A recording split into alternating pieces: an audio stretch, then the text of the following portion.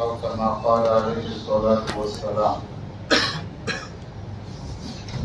رمضان المبارک اللہ تبارک و تعالیٰ کی عظیم نعمتوں میں سے ایک نعمت ہے۔ ایک واقعہ سناتا ہوں، آپ اس کو غور سے سنیں۔ ایک صحابی کہتے ہیں کہ میرے سامنے دو شخص پیش ہوئے آپ صلی اللہ علیہ وسلم کے سامنے، دونوں نے ساتھ میں ایمان قبول کیا۔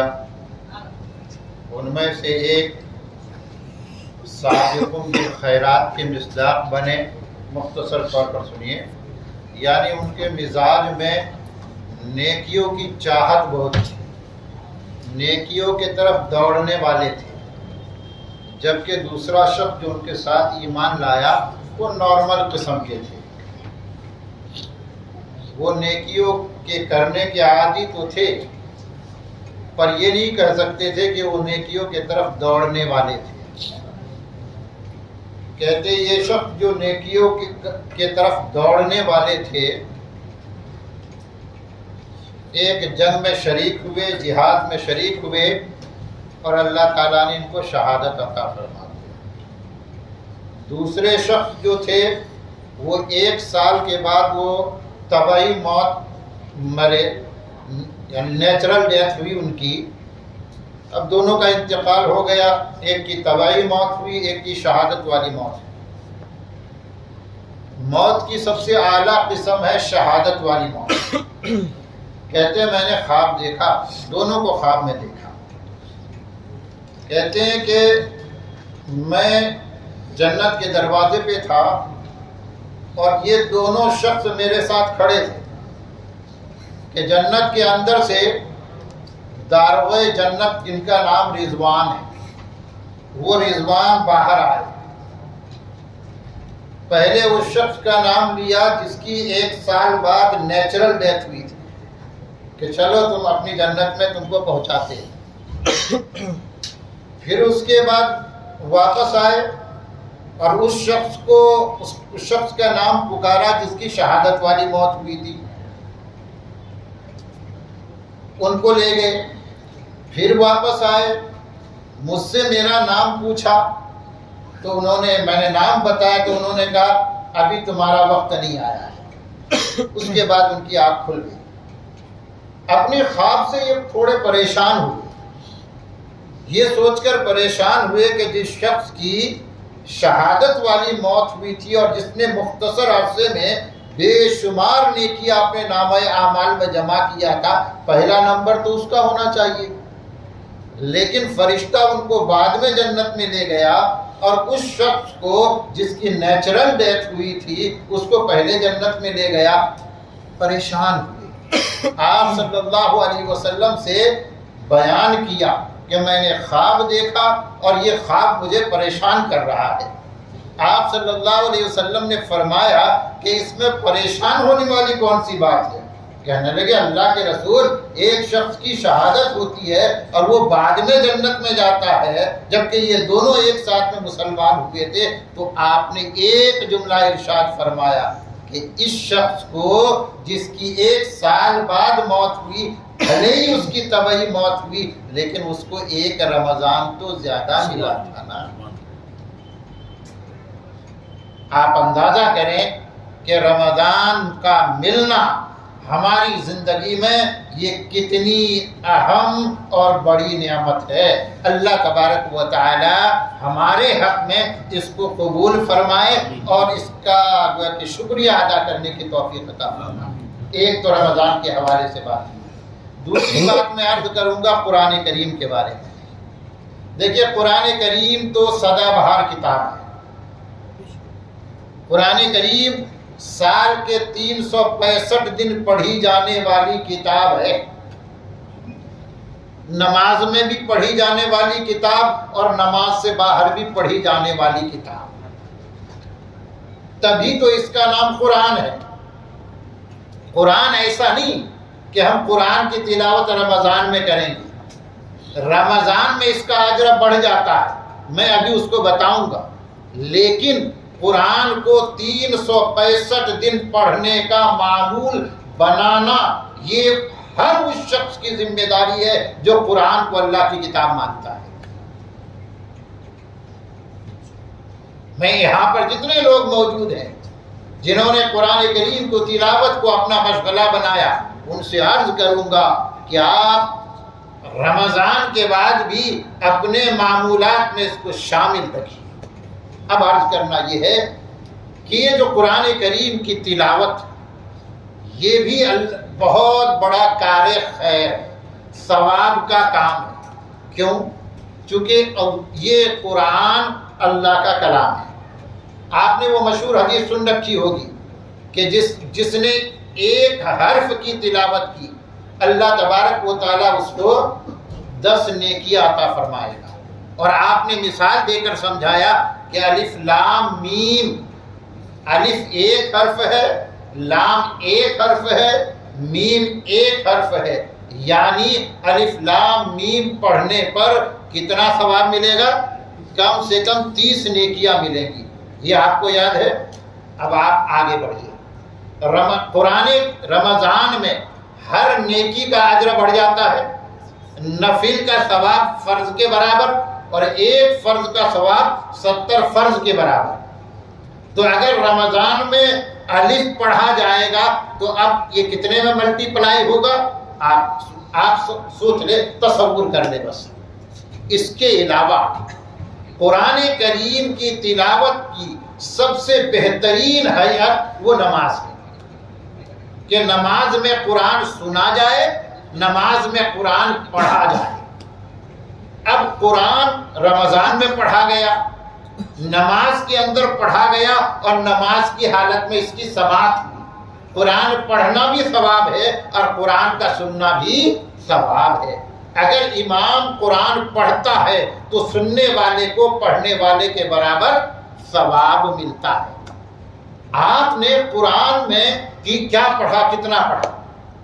ایک حرف پر 10 نیکی، اور پھر رمضان کے ساتھ اس کا جتنا ملٹی پلائی ہونا ہے وہ بھی ذہن میں رکھیے۔ اور میں آپ کو بتاتا ہوں کہ پورے قرآن میں اگر ہم آیت وائز دیکھیں تو 6666 آیتیں ہیں۔ یہ حضرت عائشہ رضی اللہ تعالی عنہا کے قول کے مطابق 540 رکوع ہے اگر وہ، اور 30 پارے ہیں، 7 منزلیں ہیں، اور اگر آپ لفظوں کی گنتی دیکھیں، ورڈز کی گنتی دیکھیں، تو اللہ تبارک و تعالیٰ جزائے خیر عطا فرمائے ہمارے علماء کرام کو کہ انہوں نے ایک لفظ کی گنتی، لفظ نہیں حرف کی بھی گنتی کر کے بتایا۔ کہتے ہیں 77,439 77,439 الفاظ ہے، ورڈز، اور یہ 3,23,671 حروف ہے، لیٹر۔ 3,23,671 حرف کا مجموعہ ہے یہ قرآن کریم۔ گویا کہ آج آپ نے کتنے حروف پڑھے؟ 3,23,671۔ اگر یہ 3,23,671 کو کم سے کم آپ 10 سے ملٹی پلائی کریں تو ظاہر ہے کہ یہ بہت بڑا بنتا ہے، یہ بہت بڑا فیگر بنتا ہے، بہت بڑا نمبر بنتا ہے۔ دعا کرنی چاہیے کہ اللہ تبارک و تعالیٰ اس کو ہمارے حق میں قبول فرمائے۔ علوم یہ جو میں بتا رہا ہوں یہ علوم قرآن کے تحت ایک خاص سبجیکٹ ہے۔ حضرت جبریل قرآن لے کر آئے، بتایا جاتا ہے کہ حضرت جبریل سب سے پہلی مرتبہ آئے جب رمضان کا مہینہ تھا، لیلۃ القدر تھی، قدر کی رات تھی۔ آپ صلی اللہ علیہ وسلم اعتکاف کی حالت میں تھے۔ یہ معتکفین کے لیے بھی خوشخبری کی بات ہے، سن رہے؟ آپ صلی اللہ علیہ وسلم اعتکاف کی حالت میں تھے، اور یہ آپ کا اعتکاف کہاں تھا؟ جبل نور کے غار حرا میں، کہ حضرت جبریل پہلی مرتبہ آئے، اور اقرأ بسم ربک الذی خلق یہ 5 آیتیں پہلی آیت وہی بن کر نازل ہوئی، اور آخری وہی سورہ بقرہ کی آیت 281 نمبر کی آیت ہے، وَاتَّقُوا يَوْمًا تُرْجَعُونَ فِيهِ إِلَى اللَّهِ، یہ آخری آیت ہے جو سب سے اخیر میں نازل ہوئی ہے۔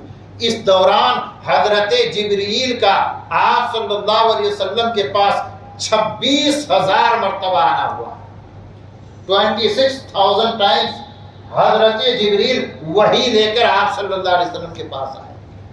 اگر آپ مدت نبوت دیکھیں تو 23 سال مدت نبوت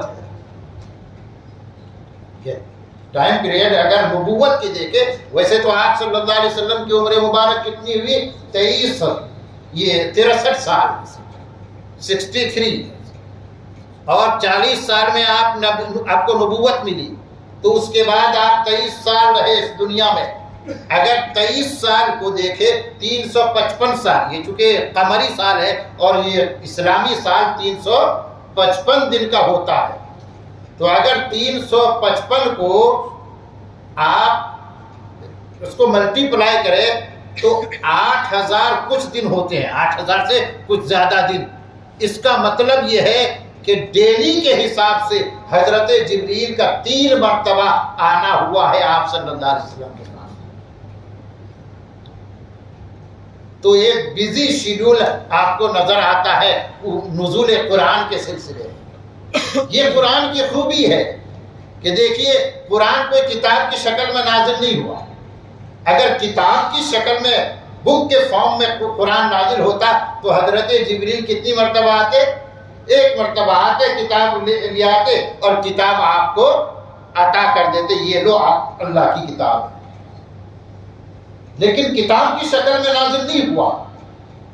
دیکھیے، ساری کتابیں کتاب ہے اللہ کی، تورات اللہ کی کتاب، زبور اللہ کی کتاب، انجیل اللہ کی کتاب، قرآن اللہ کی کتاب، پلس یہ اللہ کا کلام ہے۔ اور قرآن کا نزول کنورسیشن گفتگو کی شکل میں قرآن نازل ہوا ہے۔ اسی لیے کبھی ایک سورت نازل ہو گئی، کبھی ایک آیت نازل ہوئی، اور کبھی ایک آیت کا ایک حصہ نازل ہوا۔ جتنی ضرورت تھی گفتگو کے دوران جتنی کی ضرورت محسوس ہوئی، ضرورت کے حساب سے قرآن نازل ہوتا گیا۔ تو یہ ہے قرآن کریم، اللہ تبارک و تعالی کا کلام، اللہ کی ذات سے نکلنے والا کلام۔ اور اس کلام کے بارے میں آپ صلی اللہ علیہ وسلم نے ارشاد فرمایا، تبرک بالقرآن فإنہ خرج من اللہ، القرآن سے برکت حاصل کرو، اس لیے کہ قرآن اللہ کی ذات سے نکلا ہے۔ ایک بزرگ نے بہت اچھی طرح سمجھایا ہے، کاش ہمارے سمجھ میں آ جائے۔ انہوں نے کہا کہ ہم جس سے محبت کرتے ہیں، ہم اس کے ملاقات کے متمنی رہتے ہیں، چاہتے ہیں کہ اس سے ملاقات ہو، اور ملاقات ہو تو ہم اس سے ہاتھ ملائیں، اور موقع ملے تو گلے بھی ملے۔ اللہ تبارک و تعالی ہم سب کے محبوب ہے کہ نہیں؟ کل ہی بات آئی تھی کہ محبوب حقیقی تو اللہ ہی ہے۔ یہاں تو جمال بھی ہے، کمال بھی ہے، نوال بھی ہے، قرب بھی ہے، تو اللہ تعالیٰ سے سب سے زیادہ محبت ہوگی۔ تو کیا اللہ تعالیٰ سے ملاقات کا دل نہیں کرتا مومن کا؟ یقیناً ہر مومن جس کے دل میں ایمان ہے وہ اللہ سے ملاقات کرنا چاہتا ہے، وہ اللہ تعالیٰ کو دیکھنا چاہتا ہے، وہ اللہ تعالیٰ سے ملاقات کرنا چاہتا ہے، وہ اللہ تعالیٰ سے کلام کرنا چاہتا ہے۔ یہی تو وجہ ہے کہ حضرت موسیٰ نے فرمایا، ربی ارینی، اے میرے رب مجھے دکھا دے، میں تجھے دیکھنا چاہتا ہوں۔ خواہش میرے اندر، آپ کے اندر، سب کے اندر، لیکن کیا کرے، مجبوری یہ ہے کہ ہمارے اندر رویت باری کو برداشت کرنے کی طاقت نہیں ہے۔ حضرت موسیٰ کے سامنے تجلی ہوئی، اللہ تعالیٰ کی ذات نہیں اتر آئی تھی، اللہ تعالیٰ کی تجلی ہوئی، تو اس پہاڑ کے ریزے ریزے ہو گئے، اس کا مطلب، اور حضرت موسیٰ بے ہوش ہو کر گر گئے، اس کا مطلب یہ ہے کہ کوئی انسان اس دنیا میں اللہ کی رویت کے جلال کو برداشت نہیں کر سکتا، لیکن خواہش ہے، تمنا تو ہے، تو اللہ تبارک و تعالیٰ نے اس کا ایک دوسرا آپشن ہمارے سامنے رکھا ہے کہ اللہ کا کلام ہمارے درمیان ہے۔ کہتے ہیں اللہ کے کلام کو دیکھو، یوں سمجھو کہ میں نے اللہ کو دیکھ لیا۔ اللہ کے کلام کو اپنے ہاتھ میں لو، گویا کہ تم نے اللہ تعالیٰ سے شرف مصافحہ حاصل کر لیا۔ اللہ کے کلام کو اپنی زندگی میں اتارو، یوں سمجھو کہ تم نے اللہ سے گلے ملنے کا شرف حاصل کر لیا۔ تو قرآن کیا ہے؟ یہ ہماری زندگی ہے، چونکہ یہ اللہ کا کلام ہے، اس کی نسبت اللہ کی ذات کے ساتھ ہے۔ دیکھیے عجیب بات عرض کروں آپ کے سامنے، کاش آپ سمجھ سکے۔ یہ دیکھیے، یہ جو اللہ تعالیٰ کے صفات، اللہ کا کلام ہے نا، جس طرح اللہ کی ذات کے بارے میں ہمارا عقیدہ ہے کہ اللہ ازل سے ابد تک ہے، اللہ کی نہ ادھر کوئی ابد سے، ہمیشہ سے ہے اور ہمیشہ رہے گا، اسی طرح اللہ کا کلام بھی یہ ہمیشہ سے ہے اور ہمیشہ رہے گا۔ یہ اللہ کا کلام جو تھا قرآن کریم کی شکل میں، پہلے اللہ تعالیٰ نے لوح محفوظ میں اس کو محفوظ کیا، پھر لوح محفوظ سے اللہ تبارک و تعالیٰ نے اس کو شب قدر میں بیت المعمور پہ نازل فرمایا، اور حضرت جبریل کو اس کا مکلف بنایا کہ اب یہاں سے اس قرآن کو تمہیں لینا ہے، حسب ضرورت لینا ہے، ریکوائرمنٹ کے حساب سے لینا ہے، اور محمد الرسول اللہ صلی اللہ علیہ وسلم کے قلب اطہر میں اس کو جمع کر دینا۔ اس لیے آپ صلی اللہ علیہ وسلم نے قرآن حفظ نہیں کیا، لیکن خود حافظ بن گئے، چونکہ حضرت جبریل لاتے تھے اور قرآن آپ کے سینے میں جمع کر دیتے تھے۔ اللہ تبارک و تعالیٰ نے ایک موقع پہ آپ صلی اللہ علیہ وسلم کو فرمایا لا تحرک به لسانک لتعجل به۔ حضور اکرم صلی اللہ علیہ وسلم شروع میں اس کو رٹنے کی کوشش کرتے تھے کہ جبریل تو بتا کے چلے جائیں گے، اگر میں نے اس کو یاد نہیں کیا اور بھول گیا تو کیا ہوگا؟ تو قرآن کی آیت نازل ہوئی لا تحرک به لسانک۔ جب قرآن اتر رہا ہو تو آپ زبان مت ہلائیے، یاد مت کیجیے، ان علینا جمعہ و قرآن، قرآن کو جمع کرنا آپ کے سینے میں یہ ہماری ذمہ داری ہے، وہ قرآن، اور آپ کی زبان سے اس کو پڑھوا دینا یہ بھی ہماری ذمہ داری ہے، اور قرآن کو قیامت تک باقی رکھنا یہ بھی ہماری ذمہ داری ہے۔ چنانچہ دوسرے موقع پہ فرمایا انا نحن نزلنا الذکر وانا له لحافظون، قرآن کو ہم نے نازل کیا اور ہم ہی اس کی حفاظت کریں گے۔ وہ لوگ کہتے ہیں یہ قرآن اللہ کی حفاظت کے گھیرے میں ہے، اس قرآن کو جو مٹانے کی کوشش کرے گا وہ خود تو مٹ جائے گا لیکن قرآن کو مٹا نہیں سکے گا، اور جو قرآن کے گھیرے میں آ جائے گا اس کو بھی کوئی مٹا نہیں سکتا، اس کو بھی کوئی ختم نہیں کر سکتا۔ اس لیے میں تو کہتا ہوں کہ قرآن ہمارے لیے حفاظت کا بھی ذریعہ ہے، اسی لیے تو بتایا گیا ہے کہ صبح و شام قرآن کی آیتیں پڑھ لو، جیسا کہ بات آئی تھی سورہ حشر کی یہ 3 آیتیں کہ صبح پڑھ لو 70,000 فرشتے تمہاری حفاظت پہ مقرر کیے جائیں گے، شام کو پڑھ لو صبح تک 70,000 فرشتے تمہاری حفاظت کریں گے، دشمن کے نرغے میں پھنس جاؤ تو سورہ یاسین کی ابتدائی آیتیں پڑھ لو، دشمن کی نظر سے تم بحفاظت نکل جاؤ گے، ان کی آنکھیں اندھی ہو جائیں گی اور وہ تم کو دیکھ نہیں سکیں گے۔ یہ ہے قرآن۔ اس لیے یہ جو قرآن نعمت ہے ہمیں اس کی قدر کرنی چاہیے۔ اللہ تبارک و تعالیٰ نے ہمیں رمضان المبارک کے میں قرآن کے ساتھ جڑنے کی توفیق عطا فرمائی، یہ اللہ کی توفیق تھی۔ سال بھر جس نے قرآن کو ہاتھ میں نہیں لیا تھا وہ دوڑا دوڑا آتا ہے مسجد میں اور مسجد کے کونے میں بیٹھ کر قرآن کریم کی تلاوت کرتا ہے. یہ رمضان کی برکت ہے. لیکن برکت کا مطلب یہ نہیں ہوتا کہ ایک دن آپ نے خوب کھا لیا اور دوسرے دن آپ کا کھانا ایک مہینہ کھا لیں گے. جیسے کہ اللہ تبارک و تعالی رمضان میں خوب کھلاتا ہے، لیکن خوب کھلانے کا مطلب یہ نہیں کہ یکم شوال سے ہمارے دسترخوان اٹھا کے رکھ دیے جائیں گے. دسترخوان اٹھا کے تو نہیں رکھ دیتے نا، دسترخوان تو روز بچتا ہے. لیکن کیا بات ہے کہ یکم شوال سے ہمارا قرآن جزدان میں لپیٹ کر تاقچے میں رکھ دیا جاتا ہے، اونچی جگہ پہ رکھ دیا جاتا ہے کہ 1 سال بعد کھلے گا.